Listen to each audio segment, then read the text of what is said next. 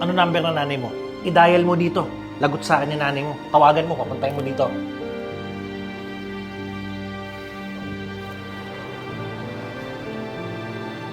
Luma, punta daw po kayo dito sa Coffee Valley.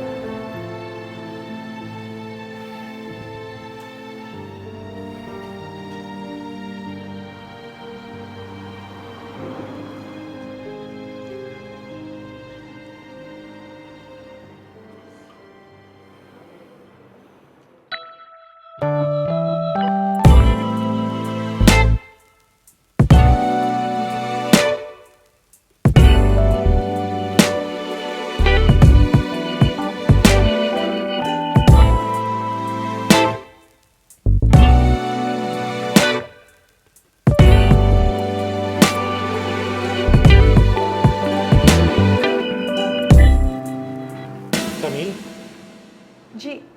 Jigo? Grabe. 12 years kitang hindi nakita. Pwede ba? Huwag na natin pag-usapan yan. Kakilala pala sila.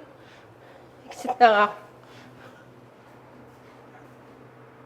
Bale, anak mo pala tong cute na batang to. Oh, anak ko to.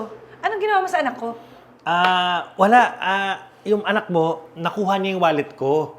Pero, baka naman hindi niya sinasadya. Baka nagpa-practice lang to mag-prank. Kaya sinundan ko siya dito. Wallet mo? Teka.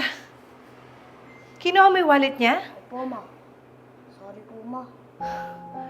Bun, kahit kailan hindi kita tinuruan magnakaw. Ang bata-bata mo pa, gumagawa ka ng masama.